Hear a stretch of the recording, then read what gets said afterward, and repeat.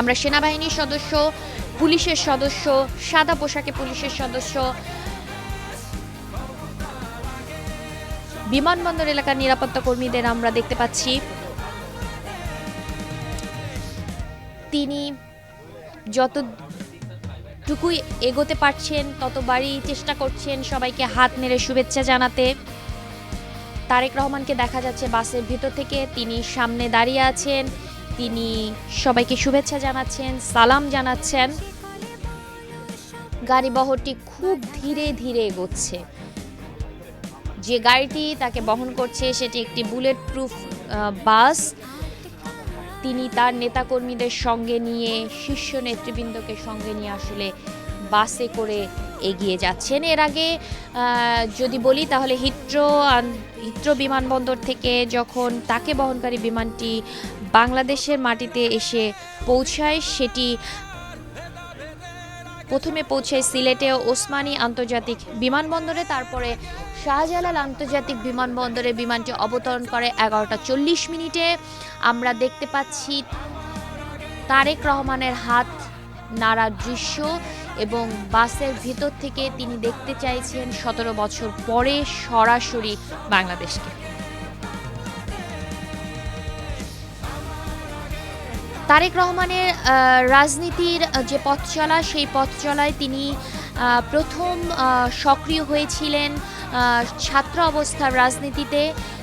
জিয়া পরিবারের সন্তান হিসেবে তিনি 91 সালের নির্বাচনে মা বেগম খালেদা জিয়ার সঙ্গে সারা দেশে যে প্রচারণা বেগম খালেদা জিয়া চালিয়েছিলেন, তিনিও তার পাশে ছিলেন এবং তিনি তখন বিএনপির যে রাজনীতি, সেই রাজনীতিতে ধীরে ধীরে ধীরে ধীরে অভিজ্ঞতা অর্জন করছিলেন এবং 2021 সালে আমরা দেখেছি 21 সালের যে নির্বাচন ছিল, জাতীয় নির্বাচনে তারেক রহমানের একটি বড় ভূমিকা দলকে এগিয়ে নেওয়ার ক্ষেত্রে, নির্বাচনে জয়লাভের ক্ষেত্রে। এরপরে আমরা তাকে দেখতে পেয়েছি যুগ্ম মহাসচিব হিসেবে দলের দায়িত্ব পালন করতে। ভারপ্রাপ্ত চেয়ারম্যান হিসেবে বর্তমানে তিনি দায়িত্ব পালন করছেন।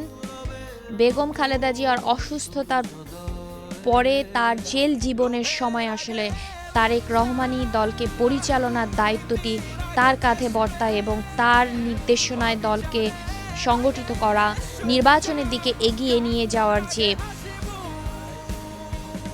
রাজনীতি, সেই রাজনীতিতে তিনি দলকে সংগঠিত করতে ভার্চুয়াল মাধ্যমে সারা দেশের নেতাকর্মীদের সঙ্গে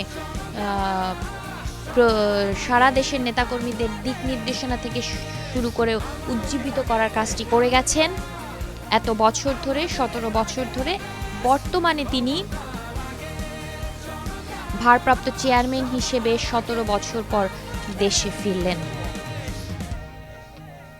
বেগম খালেদা জিয়ার অসুস্থতা এবং মাকে এক নজর দেখতে যাওয়া, এই বিষয়টিও তারেক রহমানের জন্য একটি গুরুত্বপূর্ণ বিষয়। তিনি এভার কেয়ারে যাবেন বেগম খালেদা জিয়াকে দেখতে, তাকে সংবর্ধনা জানানো হবে দলের পক্ষ থেকে রাজধানীর 300 ফিটে এবং পূর্বাঞ্চলের যে জায়গাটি, সেই জায়গাটি এখনই কানায় কানায় পূর্ণ হয়ে গেছে। লাখ লাখ মানুষ সেখানে জমায়েত হয়েছে তাদের নেতাকে দেখার জন্য।